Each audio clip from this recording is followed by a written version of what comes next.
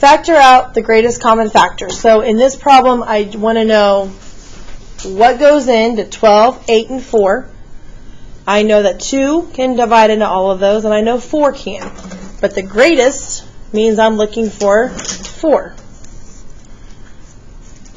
Then I see, is there an x in every term? Yes. So I take the smallest x out. Now, since it says to factor out, that means that you are dividing. So I bring my 4x down, and now I'm dividing and subtracting exponents. So we'll make a little note. Divide big numbers, subtract exponents. 12 divided by 4 is 3. 3 minus 1 is x squared. 8 divided by 4 is 2. 2 minus 1 is x. 4 divided by 4 is 1. And x minus x is 0. For 15, this is x factor with bottoms up. Let's write that.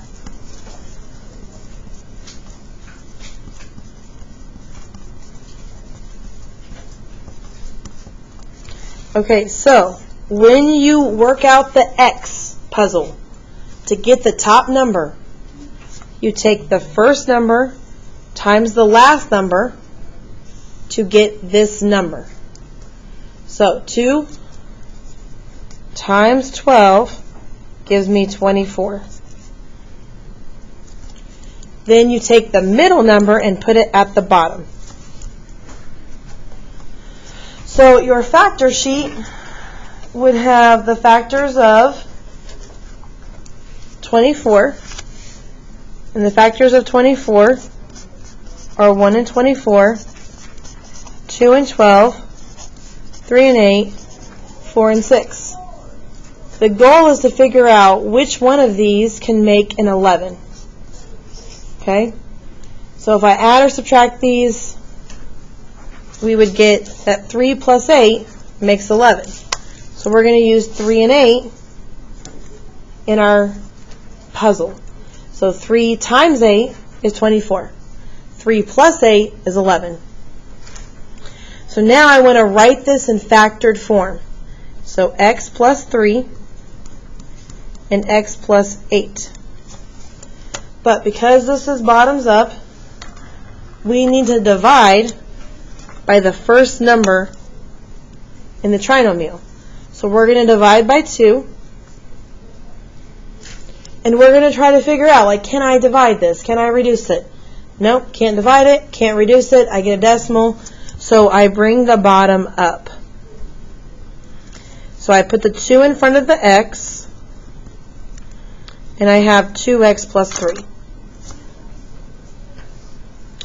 Then on the second expression, x plus 8 over 2, 8 and 2, they divide to make 4 evenly. So we put x plus 4. In Unit 6, when we first learned how to factor, we did not solve. So in this problem, this is a reflection of Unit 6, just learning and showing me, do you know the method, and do you understand that it's bottoms up, and what does that mean? So that's why you see no equals 0 here, and it doesn't say to solve. Okay, going on to number 16, this one is really just remembering about your signs. So you set up your 2 parentheses, and we're thinking of, like, what is the square root of x squared? Well, that's just x. Because x times x makes x squared. Then I do, what's the square root of 64? That is 8, because 8 times 8 gets back to 64. But you have to know that your signs are opposite.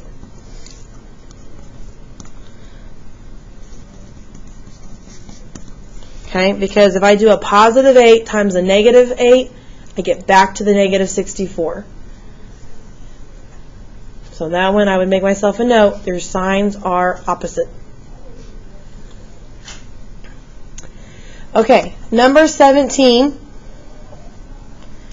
says find the roots of the function. The word roots means your x-intercepts.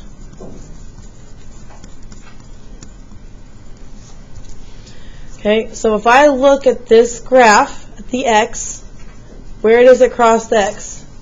At the 2 and at the 3. So this can be written two ways.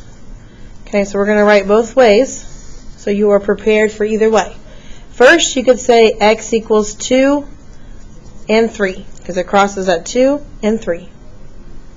You also could have it written as 2, 0, and 3, 0.